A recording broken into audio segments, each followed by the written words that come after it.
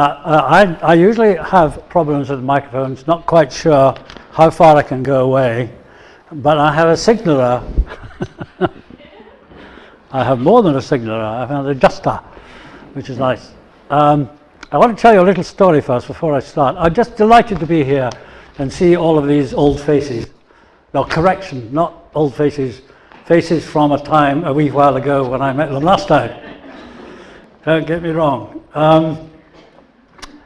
I want to share a wee story first before, because it will explain some of the strange activities that go on with me and the microphone, because we have in Cornwall quite a lot. We have groups of Americans coming down in minibuses looking for the crumbling ruins of Cornwall, and Bar and I are one of the crumbling ruins.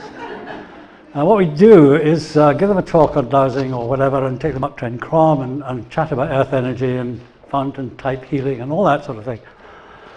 And the last time we give them a cream tea, a Cornish cream tea. And the last time we just come back from Ireland or holiday or some, I don't know. And we had one day before this crowd were going to arrive, and Bar said, oh yeah, we'll be okay, I've got some stuff and I can do the scones tomorrow, and they're coming at 2 o'clock and it'll be okay. So she came down in the morning and looked, and I had had my 2 eggs for breakfast, which one does. And she says, we've got no eggs. We can't make scones, and they're arriving in 2 hours. And I said, don't worry, I'll nip down to the car and I'll get some eggs for you. So I tore down the car and I didn't have the key. So I tore up the steps again, and we got 5 granite steps. And I tripped on the first one, and my head was within 6 inches of the top one, and I put my left arm out to stop me, and now I can't lift it. And that was 3 weeks ago. Now, I'm telling you this story because sometime I'll probably have to take the microphone out of here because I walk about sometimes. And if I do, I shall use a very elaborate piece of technology. I've got a sling which I shall put on my arm and put the microphone in there so that I can hold it up. So bear with me if strange things happen. Now, Colin, I'll get on to the business now, because Colin and Fountain had a really profound influence on my life 20 years ago, and I think in common with everybody else who's ever been introduced to this simple, elegant idea, I've practiced the Fountain ethic everywhere I've been since. It never leaves you, it just stays with you, and you feel, you act in that way. Colin, to me, was a frontiersman in the field of healing, and he was and still is a powerful inspiration to a surprisingly large number of people who carry on his work in their own positive, particular way. His major influence on me was introducing me to the art of dowsing and its application to the healing of people and the earth. And I met him first when I went to a talk in Devon. I didn't know who he was, but somebody said, you know, this is quite a good speaker and he's quite a talented man. I went up and I learned about his way of dowsing. And Colin is the most incredible raconteur with impeccable timing. And I was in huge admiration of this guy. And then when he started talking about dowsing, as he did with his hands and his fingers and healing and talking about the stones and the energy around stones, I thought I must go up at the end and find out something more about this. And I went up to Colin and I said, can you possibly, this was in Devon, can you possibly point me to a dowser in Cornwall so that I can work with stones and I can do healing? And he looked at me with his very pale blue eyes and said, do it yourself. And Colin had opened all these cupboard doors with all these magical things in the cupboard, and quite suddenly slammed them all shut again. And I was quite hurt, actually. Well, I wasn't hurt, but I was disappointed that he hadn't been a bit more forthcoming. And 3 months later, I went down to the forge and I smashed out some dowsing rods, and I've still got them, and it's taken me all around the world.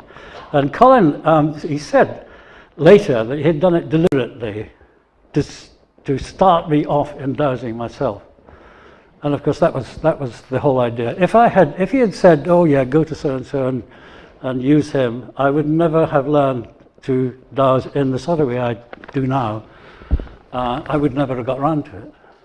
So I owe him all of that. Now, in this company, I don't need to start defending or demonstrating dowsing. It works, and you all know it. Now, dowsing is not something you do to find water. There are so many people still believe that dowsing is oh, it's for water, yeah.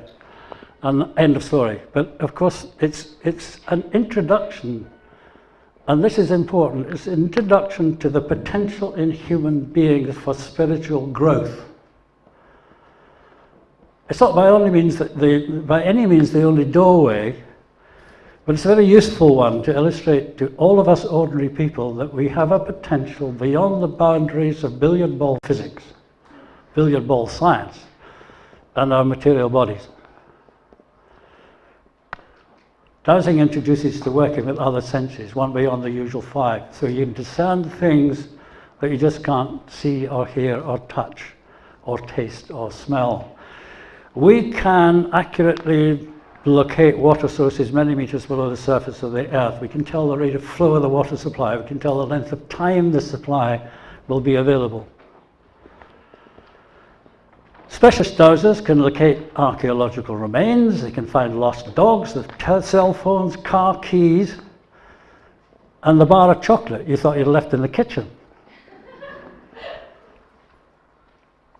We can find allergies, we can find solutions to health problems, we can find spirit beings, and in fact, there is no limit to the art except our ability to concentrate and ask the right questions. Now, we just happen to have with us a splendid DVD in the back there called Diverse Dowsing. If you haven't seen it already, please at the end just go up and read the blog. And also, there's this wonderful book on dowsing, the definitive wee book on dowsing, which is quite the finest book on dowsing that's ever been written. And it's reduced to a ludicrous figure. I'm giving them away. Anyway, that's the end of the commercial. Bar and I have been investigating our planet Earth to find more about its subtle energies for over 25 years. And we have been led to sacred sites and special energy power points all over the world. These were sites recognized, understood, and used by the old people, the great and wise generations who were aware of their rightful place on the living earth. These people knew that we and the planet and the cosmos were in tune with the ultimate creator. And this caring bond was essential for the harmonious evolution of our species. The work led us to America, South America, Africa, Europe, Australia, and finally New Zealand. We were led to a cathartic meeting with the long-dead elders of the Waitaha tribe, a wonderful multiracial people who lived in complete harmony with each other and the earth for 1,000 years before the Maori arrived. The particular, they weren't Maori then, they were an aggressive crowd from one of the other islands. And most of the men, actually, who were men of peace, the Waitaha had no concept of war. For 1,000 years they had lived in total harmony. They had no concept of how to use weapons or killing people. And their principle was that if they killed somebody or harmed somebody, they were harming themselves and killing themselves. So the reaction there, when these very belligerent people came in, was they all went down to the beach with their women and children, and most of them were murdered. The men. The women were kept. And some of the men disappeared to South Island. Anyway, the culture and the legend of the people was preserved by the women who were left. And we were very closely involved with Barry Brailsford, who's a writer in New Zealand, who has got an MBE for his work with educating Maori children. A wonderful man. Archaeologist to start with. He's completely...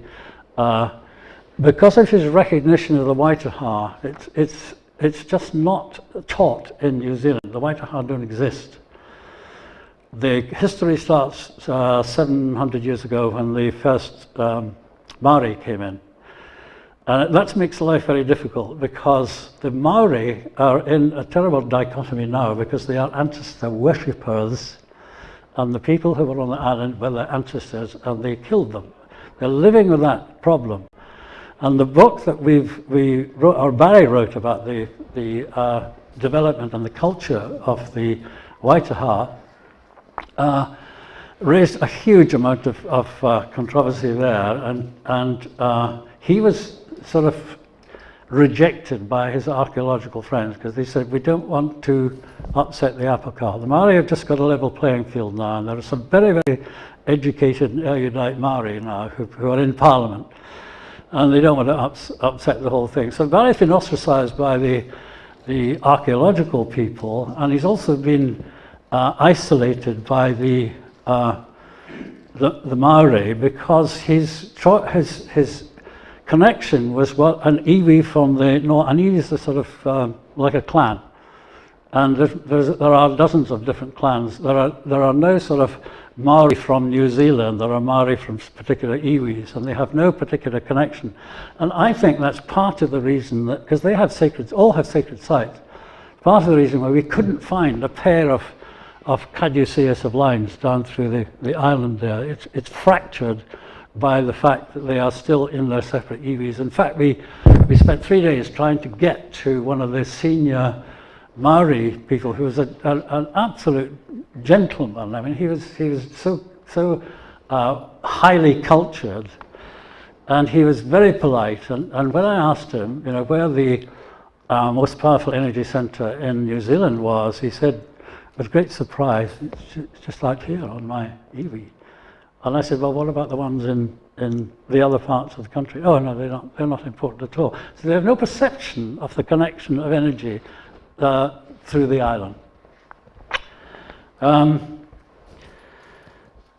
We had many very exciting adventures in this wonderful country, and the energy is still feeling young and vibrant. It's only 450 million years old, so it's not geographical, what am I talking about? In geological terms, it is a very young country, and it's still rumbling and messing about with volcanoes and all sorts of things. We found ourselves eventually at a place called Castle Hill in South Island, middle of South Island, and Castle Hill is one of the most powerful sacred places that certainly Bar and I have ever come across. It is a wonderful sight. You get the chance to go. I mean, New Zealand is the most beautiful country, and you know, we just fell for it. It was, in fact, we went up and went to the what do we call these people the immigration people, and I said, what are our chances of moving to New Zealand? This is 5 years ago. And they said, how old are you? And I said, 76. And they said, no. Have you got any relatives in New Zealand? No.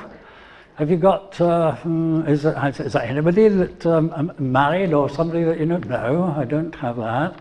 Have you got $1 million New Zealand dollars? No, goodbye. And as it happens, of course, that was the right thing, because when we came back to Cornwall and we've got our 12 acres, our treasured 12 acres in Cornwall, it is even more beautiful than anything we've ever saw in New Zealand. But it was so tempting to go to this country, which is the size of the UK and only has 5 million people in it. And you can imagine what it's like. You get out in the car. Once you get out in the cities, you can drive a car about 100 miles, you don't see another one. And the other thing is, if you're in a caravan, you can park it anywhere. And there's a huge freedom, huge space, and it's just stunningly beautiful. Anyway, I've got to stop about New Zealand, otherwise I'll go on all day. The Castle Hill, this very special place, is a Waitaha University, inverted commas. 2,000 years ago, specialist pupils were taught the secrets of the universe. And there is record of this. There's record from the women's songs. There are 3,000 women's songs, that intimate detail of all the culture, all the behavior, everything they did. And the sort of thing, they reached a degree of concentration, because they would be, the kids of 5, 6, 7, 8 would be picked up as potentially good navigators or star people or growers or whatever. And they would be trained at their university and eventually have a tohunga, which is a sort of main teacher and they would be one-to-one with the Tohunga for the last couple of years of the training. And the sort of level of concentration they taught is something that we don't begin to understand now, but we are capable of getting back to it. Was that there was a 21-year-old girl who had been studying the sea and the sea animals and the shoreline and the sailing conditions for 14 years or something. And at the end of it, she could sit on the top of a 200-foot cliff, tune into one particular shell on the beach and still hear it and be aware of it after the sea had washed over it. Now that degree of concentration is colossal, and it enabled them to shift stones, because they used to shift stones actually to mark out sacred places on the land which were tied into the sky and the cosmos. They realized their cosmic connection. I can only describe the experience in this last time because a number of things happened, which I won't go into, but they were quite unique experiences, and they put me into a sort of state where when the final day, the final dawn, when we were in the New Zealand South Island, we went out about 5 o'clock in the morning, and I can only describe the experience as a sort of time shift, because I gradually became aware that the ancestors of the Waitaha, who are still around there, were communicating with me mind to mind. And I'm not like that. I'm a blacksmith. I'm a practical Taurian, hard-fingered blacksmith. And that doesn't happen to me. They were expressing their dismay at how much the human race has deteriorated over the last 2,000 years since they enjoyed their time on Earth. They were deeply concerned about the way we choose our leaders, particularly concerned about that. The thing is that they had knowledge, present-day knowledge, built in, and they were observing, and they were deeply, deeply, deeply concerned about what was happening. Their leaders were born in the right place at the right time, under the right stars and planets, and they had a natural ability to make compassionate decisions which were fair for everybody. They were distraught at the senseless waste of Earth, because they wasted nothing, these people. The fisher people, if they caught the fish, they had rock pools, and they put the fish in the rock pools, and if they didn't eat them within a couple of days, they put them back in the sea. And all of these things, and when they were going to build another waka, double-hulled canoe, they would go up to the tree and tell it what they were going to do. And they would, before they cut it, they would take out a chip from the axe, out one chip from it, and wherever it fell, they would plant 14 more trees before they took it down. And the ceremony was care for the tree, but telling it what its future was going to be, and the tree understood. Now we get the same reaction. You've all done this tree hugging business, and we get the same reaction. We do dowsing courses, and there's one particular big oak tree we used, and we had 6 people, and I wanted them to hug the tree and douse its aura. And then, no, I wanted them to go to the tree, douse its aura, and then hug the tree and douse its aura again to see if there's a reaction. I know people who do that all the time. But what struck me was that the tree registered simultaneously the sincerity of the hug of 6 people. It wasn't that they were different quality dowsers. It was that the tree was reacting to the sincerity of the hug, and you can see it when people hug a tree. You know, some of them sort of, I hope nobody sees me hugging this tree, and other ones just go ah, and the tree responds. So it was so important for them because they were so closely associated with natural things that they didn't want to destroy a tree without telling it why. And I think that's absolutely wonderful. We don't do that sort of thing now. They were absolutely distraught at the waste of Earth's precious resources in making useless artifacts that so a few people could make themselves rich. They could not understand the thinking behind that at all. The medical people used natural herbs and healing. They couldn't understand how medicine had deteriorated to a process of dealing with the body without acknowledging the mind and spirit. And that's one they really could not understand. And they looked at a world in which the economy depends on the sale of armaments to survive. And they just shook their wise heads in despair that this could be so. They were aware of and they were saddened by the corruption in the distribution of finance all over the world. And this was early 2005, and they knew what was coming. Their concerns were deeply felt, and we were really anxious at the reactions of few people who are making decisions purely in terms of money would very soon create the circumstances in which we humans and our beautiful earth just could not survive.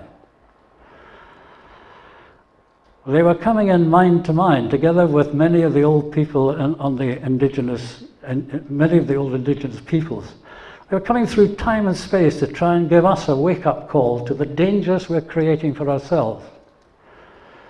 Va and I came back hurting from the clear pictures they'd painted for us.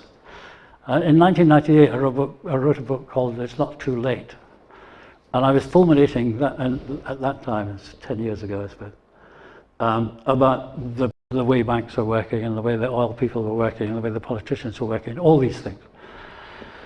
And I wanted to write another book, and a book called It's Damn Near Too Late Now, just to waken people up. But Bar quite rightly thought that, we're going to get to the same people again. And we couldn't, but we really were desperate to get some way of getting this information, the Waitaha information, the information that was triggered by the Waitaha, to get this message to the wider public. And then something very simple took place in we have 8 main Celtic ceremonies in the woods and the little bit of land we've got. And people meet and we have a very simple little ceremony, and then we sit and put the world to rights. And this particular day, it was a November day, and it was pouring rain. Only 5 people turned up. And a chap called Gary Merrill just quietly said, he was drinking his coffee, he said, "Every human being has the right to live in peace, but we will not get the peace until we claim the right." And I felt shivers all down my spine, and that was the moment Paralympic community was born. We'd become aware of talks, from talks and travelling, that there are many hundreds of thousands, probably millions of people all over the world who are very unhappy with the current obsessive controls set up by political, commercial, military and media systems. All of these millions of people are working in small groups. And we've all had bitter experience of the difficulties of trying to make our voices heard, whether with individual letters to government, multi-signings of petitions, tens of thousands of people marching with banners. Nobody is listening, and nobody is reading the letters. We've tried all of that. Parallel Community has been formed as a platform where all people can join their efforts together to become an effective voice for us to define the changes we need. There's no use going bald-headed about things that are going wrong. We've got to define the changes we need and make that clear. Our freedoms are being eroded at quite a remarkable speed, and we need a peaceful, quiet, but effective way of preventing the great commercial conglomerates, the agricultural companies, the pharmaceutical giants, the armaments manufacturers, the oil exploiters from deciding what they think is good for us. All these companies are run by a profit-led principle where compassion, love, care, concern, spirituality, kindness, patience, neighbourliness, laughter, happiness, quality of life, and pure joy of living have no value. Of course, we have to have successful commercial companies, but these must be companies who are engaged in producing what we need. We can easily define that, and I think it's part of our game to try and make simple definitions of what are the important things we need. We need friends, we need family, we need love, we need shelter, we need energy. and food. And after that, the rest is cosmetic. Our real needs we have to get down to. We have great scientists, we have engineers, we have pharmacists, we have medics, we have even oil people, great. But their abilities should be put to a much better use working in projects that are necessary to effect the changes we need in our lifestyle. What's becoming clear is the absolute determination growing throughout the world to create a better future for our descendants. I do not want my grandchildren to come to me and say, you knew perfectly well that things were going wrong. Why didn't you do something about it? And that's what's going to happen unless we succeed in things like parallel community. Paul Hawkins wrote a book called Blessed Unrest, and it provides detailed analysis of groups in isolation all over America and the rest of the world. And he said the weakness is that there is no communication between them. They don't understand the numbers they have. If they just got together, they would be effective in making changes. I think Catherine said it wasn't a practical proposition to ask the political animals to change, but I think it is, because they represent us. We elected them to look after us. And I think we can take steps towards changing their mindset. The guiding principle in effecting change for me is quite simple.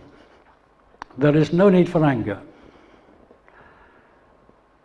I had to fight that one because I was angry when I started this thing off, and my anger showed in the articles and newsletters, and quite rightly the rest of them thumped me all over the place and said, Hamish, you can't write that. No need for confrontation, no need for argument, no need for marching, no need for fighting, no need for heated debate. The answer was put to me in a nutshell by a young American who visited us recently. He'd been very concerned about the development of Codex Alimentarius. I don't know how much you know about Codex Alimentarius, but it is sinister. I'm not frightening, I'm just saying. A vast conglomerate of agrochemical and pharmaceutical companies have been working in America for 53 years on this agenda. And they hope to bring their scheme to fruition by lobbying and buying their way through the European Parliament by way of European Commission in December this year. Now, they are commercial companies, and their wish cannot become law unless the European Commission put it through. Now, we've been on to so many people in the European Commission who have said, oh no, it's nothing to do with us, there won't be a controversy about the vote, because the World Health Organization is backing it. If they succeed, the principles of Codex Alimentarius, it's just harmonizing food, but they want to harmonize it throughout the world so that they have absolute control on what we eat. If we succeed, the principles of Codex Alimentarius will become a European directive, and if it does become a European directive, it becomes law around the world. In simplified terms, it means that two private groups of commercial companies will have the legal right to dictate the nature of everything we ingest in pill or food form. And having got this monopoly, through nanotechnology, they can add just what they like to each of their products, and we have no choice because we won't know it's there. So the control system is very sophisticated. And the architects, I found this quite frightening actually. The architects of Codex Alimentarius are the same people who built the railways into Auschwitz. I think they've got the same sort of mentality. Now, there are tens of thousands, millions of perfectly good, hard-working pharmaceutical people. What I'm worried about, no, I'm not worried, what I'm concerned about is the people at the top. Their agenda is nothing to do with the commercial thing.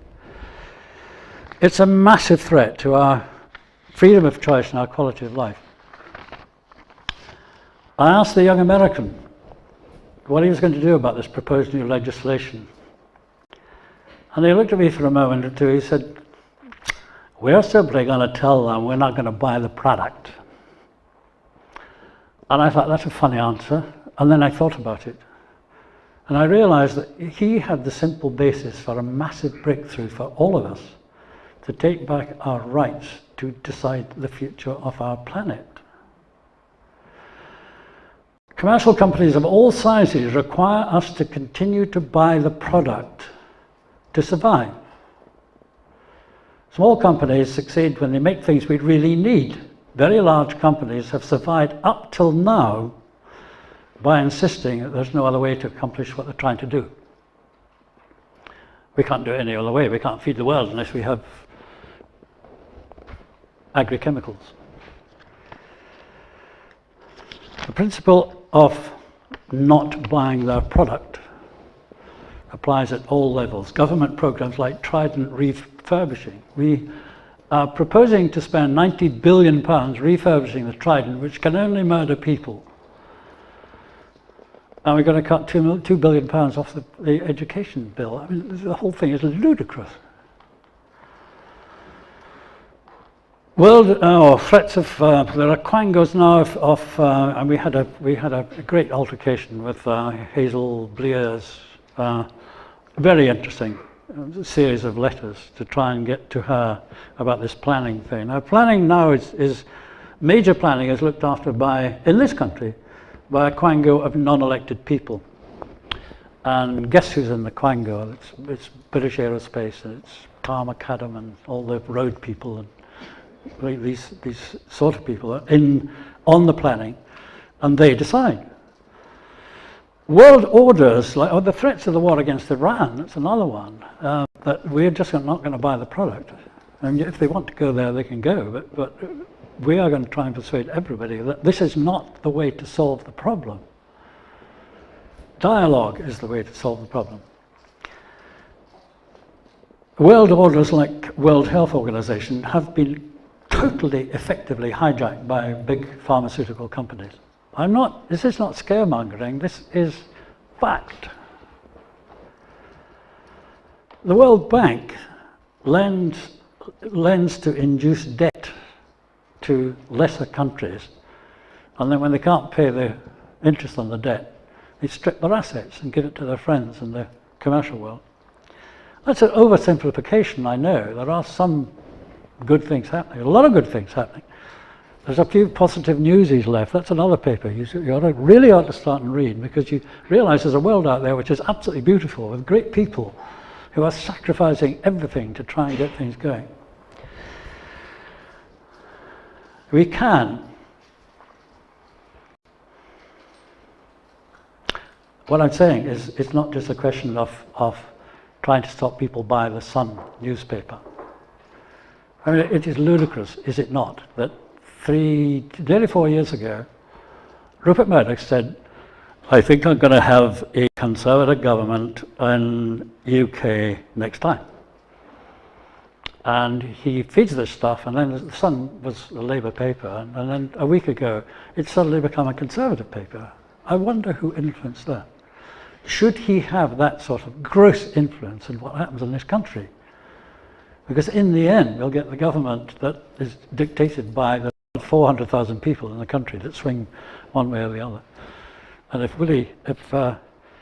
he can get his claws on these, he'll get what he wants. And I'm not sure whether it's what we want. I'm only posing the questions.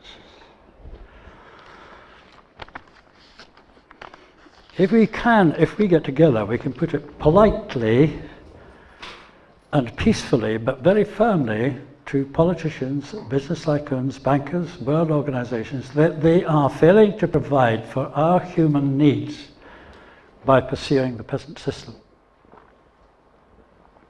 We suggest that we should form round tables in our local areas, all over the world, composed of people with differing talents to establish the needs of smaller communities and plan for the increased use of local shops, local manufactured stuff, local generation of energy, local food production, horticulture, farming, local builders, electricians, plumbers, carpenters, joiners, craftsmen, local banks with bank managers who know who you are and have the ability to choose people of integrity and honesty and back them, rather than the system now of punching figures into a computer and refusing all sorts of loans which should go through.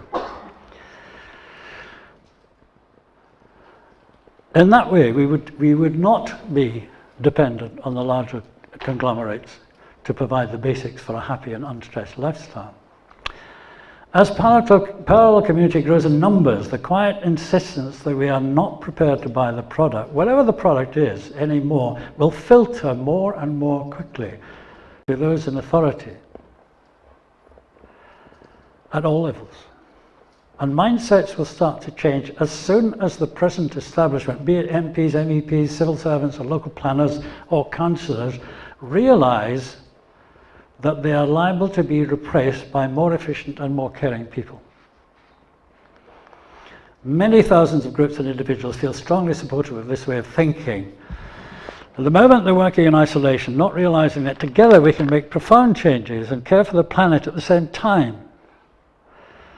We welcome everybody to join in. It costs nothing, and we're developing a positive connecting link for everybody in the world who would like to create a happier world where common sense and the joy of living are paramount. Groups and communities all over the world are joining us now, and we are working with transition towns, peace foundations, the Alliance for Natural Health, which has been fighting the Codex Alimentarius for years now, Positive News, Sustainable Living groups, education groups, and countless others. We have a lovely Dutch couple who came over to this country and they saw the parallel community stuff and said, please can we adjust your website so that it's interactive. They have worked their butts off for months now, and we've now got an interactive website, which is like, suppose, like a sort of Facebook, but with purpose and with privacy. So if you sign on to this thing, it doesn't cost you anything. Yeah, wonderful. If you sign on to this sort of thing, you're already talking to people who think the same way. It's totally private, you can talk to each other, you can put the ideas onto a notice board, get the reflections from somebody from Venezuela in 10 minutes. It's in its infancy just now, but it's just growing beautifully. I don't want it to peak up and die, I want it to grow this way. And the more people who join, the better. We have been joined by professional researchers. We need researchers to find the truth about what's happening, because we have a newsletter that tries to get some truth out. We've got a media person who's just joined, who is absolutely amazing. She's written 10 books and she knows the media backwards. She will not take no for an answer. But she is trying to do something about getting the mainstream media to talk about, just to talk about Codex Alimentarius and let people know what the difficulties are. And she has been totally rejected for the last 2 months by every mainstream media, paper and television. They're just not talking about it because in 2 months' time it will be law, and that's what they want. We have connectors and supporters in Germany, France, Holland, Sweden, Australia, New Zealand, America, Spain, Nigeria, Greece, and many other countries. And a fortnight ago Bar and I went over to inaugurate Parallel Community Ireland in Waterford through a lady who came to one of our meetings in the field, and was so impressed by what was happening there. She says, I'll take Parallel Community to Ireland. And we went over and 35 people turned up at the meeting, and on the day that they were voting about the European thing. And it was just wonderful. At the last count, we have 136 connectors and 725 supporters. Now, a connector is someone who signs one of our forms, and they buy a connector's pack, and they've got all the badges and all the paraphernalia. And they are people who have little meetings or big meetings of their own and talk about parallel community. There's no directive to go in any particular way. It depends on how they feel about where they want to go, and they come back with the information about what they want to do.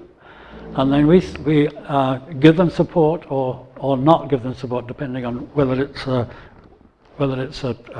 right for parallel community. So there's 136 connectors, each of whom have probably 10 or more people. and 725 supporters. Now, at the back of the room, there are just a couple of forms. If you feel interested in parallel community, I would love you just to put your name and your email down, if that's okay, so that the next newsletter we send out, we send one automatically to you, and put your address down as well, because if you haven't got a computer, we do a mail shot as well. And I beg you, some of you, if you feel strongly about this, to put your names down on the list. We are growing irresistibly. It's so heartwarming that so many people care, and all over the world. We had one from one of the African countries. I forget which one it was the other day. Very surprising, but it's genuine. Now we have a short DVD which I would like to show you. It gives you a much clearer idea of our purpose, and our purpose is to contribute to the healing of our beautiful earth, actually. We have collectively ignored her anguish for too long, and we must take local, national and global action very soon now, because the title of the book that I wrote 10 years ago is Not Too Late. It's getting too late now. But fortunately, with people like you who work with Fountain on healing and on recognition of earth energy, we have a compass of people that you have immense power in your hands, but you have to be prepared to stick your head above the parapet and use it. It's not too late. Questions afterwards, if I may have the video.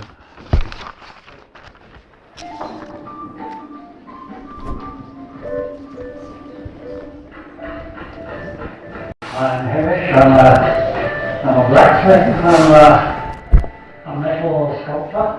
I do a bit of writing. I work with trees, and I work with the land. It's just so important that people realise that they do have a direct ability to further contact with the planet. And they can affect profoundly the future of the planet and the communication with the planet and the care of the planet by their thought and their concern for its being. I really wanted to set up our community because of a whole series of events that happened, leading towards an enormous dissatisfaction with the way the world was going on at the moment. You can't actually tilt at well-established systems, and the only way to get around them was to provide an alternative that was better. And it seems to be a huge step, but it's the only logical one that I can see that is going to work. Because if enough people get together, they have a loud enough voice to make themselves heard. We were talking about it with lots of friends, and we had this meeting down at the Seed, and a number of people, different people come up every 6 weeks, and we tune in with the earth, and we celebrate the cycles of the earth. And this particular evening, it was pouring with rain. Only 5 people turned up. So there were 5 of us at the meeting, and there are frequently 20 or more. So we sat in a small group and listened to some beautiful music. Guy Merrill was sitting in the back there, and he suddenly looked up and he said, "Everybody, every human being has the right to live in peace, but we'll never get that peace until we claim the right." I'd say the parallel community is a platform for people who are no longer happy with being ignored. The idea of parallel community, we've been sort of looking at what people can get together to do. People who feel isolated, who feel that they're not getting anywhere, that they are fighting a battle on their own, not realising that there are millions of us all in the world, and we just need to connect. The parallel community is an empowerment, or a voice for empowerment. And to show people that they're not alone, that one person working in their village or the town or the community may be doing exactly the same as another group in another village or town or community, but not knowing it. Try and get all of these people together by means of a website so that they have a contact, they know what's happening. in the local patch, they're over-patching in the next patch. And we want to encourage some sort of community way of thinking. It says, okay, how does this we can't sort of global problem out at the moment. How do we sort our local problem out? And if we have a local problem, is it the same as the community next door? If we have a solution to our particular problem, can we help that community? And it starts in a very small way with individual people. The parallel communities emblem is almost like a bridge going over a river that we are going to just bridge over, and the rest can do what we like, but we will walk over the bridge and try and live and give an example that there is another way. I think some of these become new structures, new ways of going on, which perhaps are outside politics, they're outside religion, they're outside the institutions that we now have. So that we can find different ways of doing it to change the energy of the present systems that we're all thinking are outmoded now. People can come in with their ideas, and even if we don't kind of have that on our agenda, we will know where we can put that person with that idea, connect them up to somebody else, so that we form like a connector. Already we have 40 connectors from all over the world, from Britain to Europe, Switzerland, Amsterdam, Germany, to Australia, South Africa, America. It's quite remarkable. Word of mouth only, really. One person tells another person, and they are inspired to join in. I think it's helping the world, people to live together more accepting and appreciative of other people, so that we just live in a more peaceful way. We want to become a centre of knowledge and ways of moving our community spirit forward. The essence is to get people back to doing practical things. Practical things, not necessarily in terms of making things, but practical living with your neighbours. Once we join up and get maybe a few thousand, maybe a few 100,000, but we're looking actually for millions of people, and we're not going to march with placards and things like that. We're going to quietly say to the politicians, wonderful, 10 million people would like this to happen. Listen to us. Instead of being told this and this is going to happen, it would give us a voice to discuss it, and maybe we might learn that we are wrong on some things, but it's the ideas of not having a voice. I think we will become a significant voice that the government will have to take notice of. Now, whether they regard it as a pain in their derriere is something they have to decide. They will know through our web that tens of thousands, hundreds of thousands, possibly millions of people are thinking in this particular way, and it must influence the decision-making process. Every single thing we do, there's a reaction for every action. You become part of what you're around. You can't help that. Everything we do, everything, all of us do, is completely interconnected, negative or positive. So it might as well be positive. Doing nothing, I don't think it's really an option anymore. There is another way of living. Nature around us is alive, and we can make a difference. But there's a huge amount of humour in the universe. And the humour and the laughter and the joy is being crushed out of us because you can't control people who are laughing. It's time we just shook our heads and got out of this and said, okay, what are we going to do about it? So join the parallel community.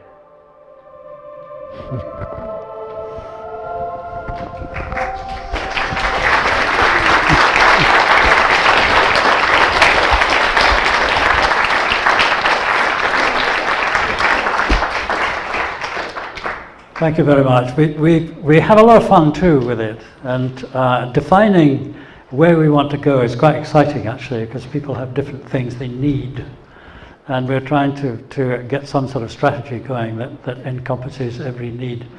It's probably the local MP said your canvas is too wide. Why don't you just join the Quakers thing about the trident? And I said, well, we can't do that. You can't change one little bit. You've got to have a go at the whole system and change the thinking profoundly on everything. And the money system is eloquent of what a colossal failure the whole system was.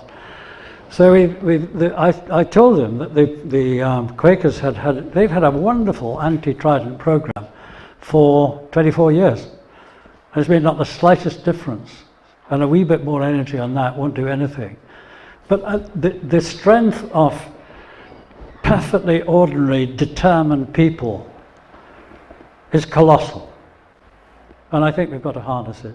I feel very strongly. I'm in tears at some of the things that are happening with the Earth. When we have certain companies, I won't name them anymore, who are using crawlers just about the size of this hall, 2 crawlers with 80 yards of huge chain between them, going through the primordial forest, flattening it all out with great machines, and then planting crops that will be made into diesel for their 4-wheel drives. I mean, this is senseless. And these are the things I think we've got to address before it's too late. Please put your names down if you feel interested. You will hear more of Parallel Community, I sincerely hope. Thank you very much, anyway.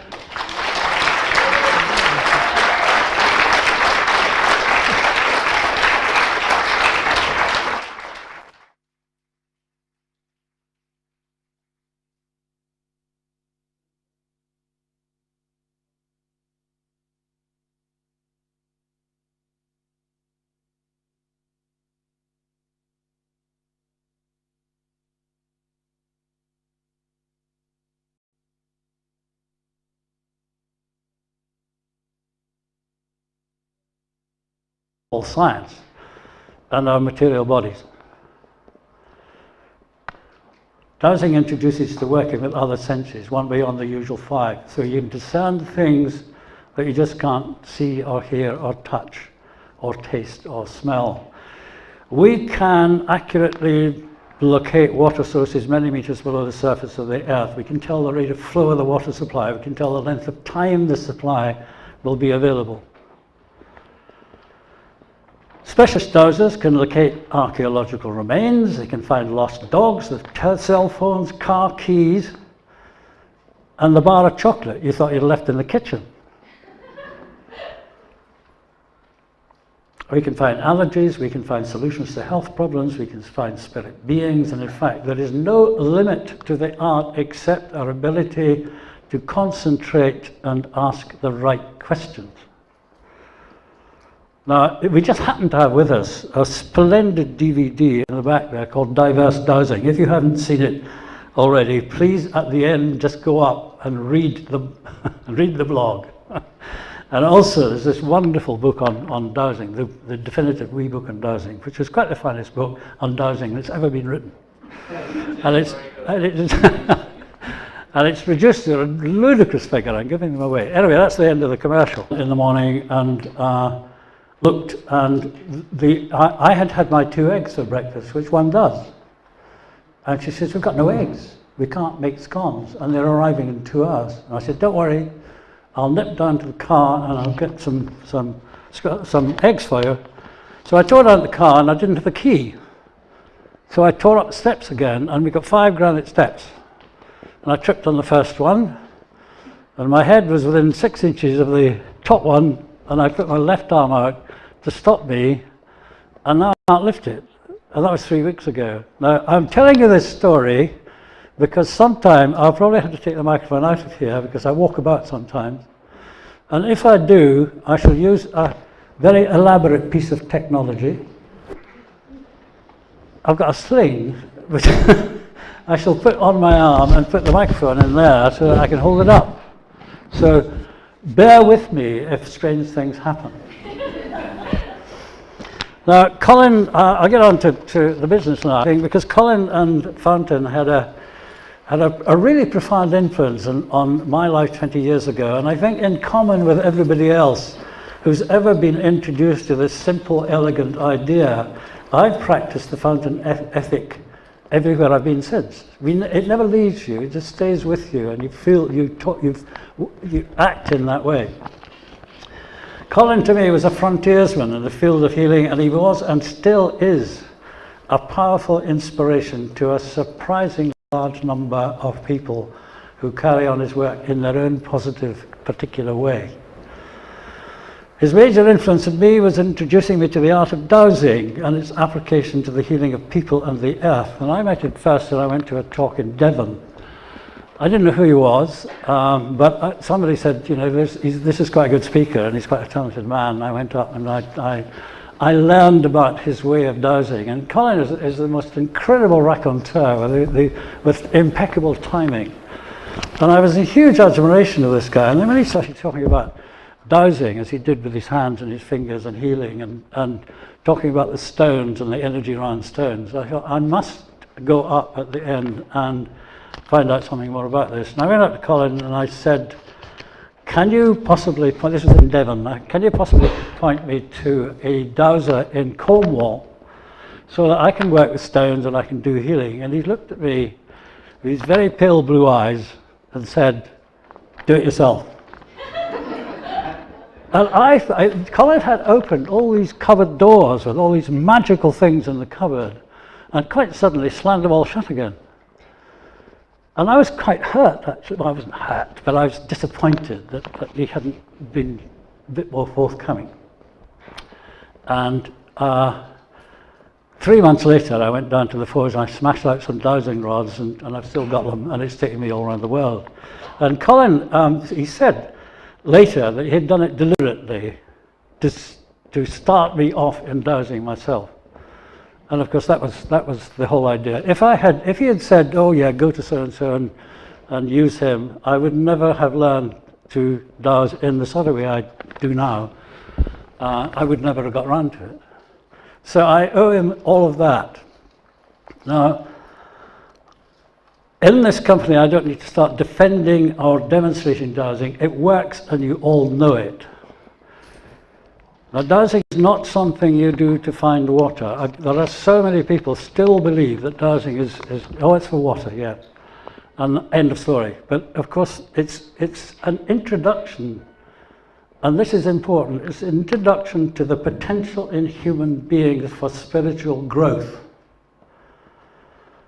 It's not by any means the only doorway, but it's a very useful one to illustrate to all of us ordinary people that we have a potential beyond the boundaries of billiard ball physics.